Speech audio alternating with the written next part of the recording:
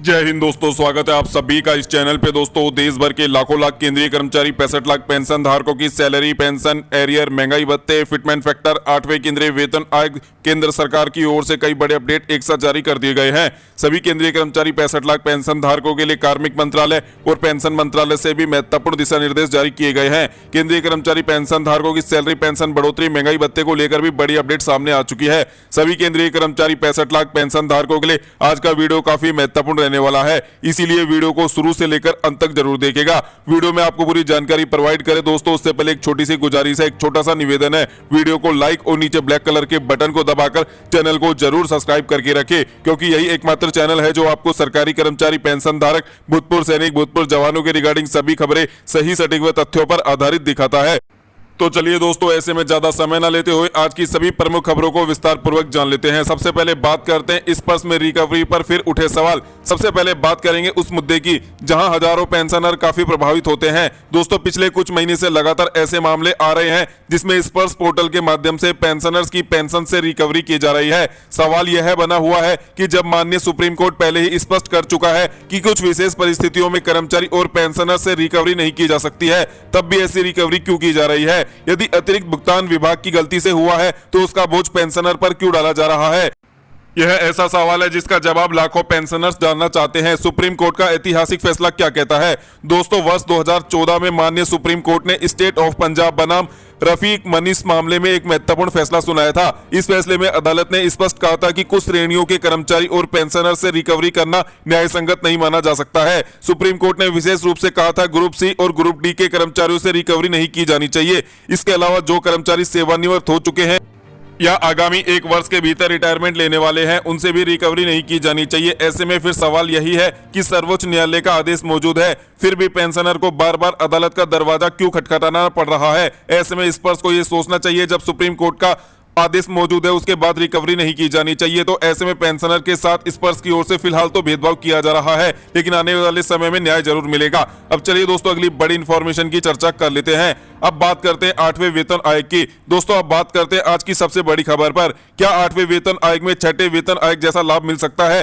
पहली नजर में यह सवाल थोड़ा आश्चर्यजनक लग सकता है, लेकिन जब हमने पुराने आंकड़े देखें तो कुछ रोचक तथ्य सामने निकल कर आते हैं। 6ठे वेतन आयोग में आखिर ऐसा क्या हुआ था? जब 6ठा वेतन आयोग लागू हुआ था तब कर्मचारियों को सबसे अधिक फायदा दिया गया था। कई लोगों का मानना है कि केवल उस समय राजनीतिक परिस्थितियों का परिणाम निकला जिसका फायदा कर्मचारी और पेंशन धारकों को 6ठे वेतन आयोग के दौरान देखने को मिला था, लेकिन वास्तविकता यह नहीं है। इसके पीछे डीए मर्जर की बड़ी भूमिका थी। वर्ष 2004 में सरकार ने 50% डीए को मूल में मर्ज कर दिया था, यानी वेतन आयोग लागू होने से पहले ही कर्मचारियों का बेसिक वेतन बढ़ चुका था। यही कारण था कि जब फिटमेंट फैक्टर लागू हुआ तो उसका प्रभाव और भी अधिक दिखाई दिया। एक उदाहरण के जरिए आप समझिए, मान लीजिए किसी कर्मचारी का मूल वेतन 4000 रुपए रहा होगा। 50% डीए मर्ज होने के बाद यह बढ़कर 6000 रुपए हो गया था। इसके बाद 6ठे वेतन आयोग के तहत फिटमेंट फैक्टर लागू हुआ और वेतन बढ़कर 11160 रुपए के आसपास पहुंच गया। यानी वास्तविक लाभ केवल फिटमेंट फैक्टर से नहीं बल्कि डीए मर्जर और फिटमेंट फैक्टर के संयुक्त प्रभाव से मिला था। क्या 8वें वेतन आयोग में भी यही मॉडल अपनाया जा सकता है? अब दोस्तों, वर्तमान स्थिति पर नजर डालते हैं तो आज डीए 60% पर जा पहुंचा है। यदि सरकार 50% डीए को पहले मूल वेतन और मूल पेंशन में मर्ज कर दे और उसके बाद वेतन आयोग लागू करे तो परिणाम काफी अच्छा अलग निकलकर सामने आ सकता है। संभावित कैलकुलेशन क्या कहती है? उदाहरण, यदि किसी पेंशनर की वर्तमान मूल पेंशन 22,476 रुपए है, 50% डीए मर्ज होने के बाद उसका आंकड़ा बढ़कर लगभग 33,714 रुपए हो जाता है। अब यदि इस राशि पर लगभग 1.69 का फिटमेंट फैक्टर लागू किया जाए तो संभावित नई पेंशन 56,977 रुपए पहुंच सकती है, यानी वर्तमान पेंशन की तुलना में काफी बड़ी बढ़ोतरी देखने को मिल सकती है।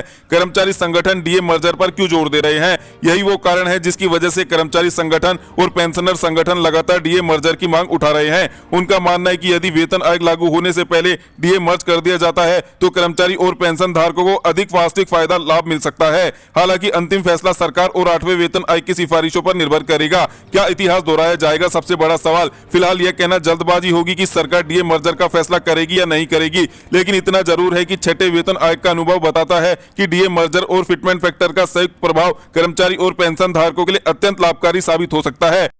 दोस्तों, अब देखना होगा कि 8वें वेतन आयोग में सरकार कौन सा रास्ता अपनाती है। क्या सरकार 8वें वेतन आयोग से पहले 50% डीए मर्ज करेगी? क्या इससे कर्मचारी और पेंशन धारकों को भविष्य में चलकर बड़ा फायदा होगा? दोस्तों, एक कर्मचारी और पेंशन धारक होने के नाते हम सभी यही चाहते हैं कि 50% डीए को बेसिक में मर्ज किया जाए, ताकि आने वाले समय में कर्मचारी पेंशन धारकों को सैलरी पेंशन में बड़ी बढ़ोतरी का फायदा मिल सके।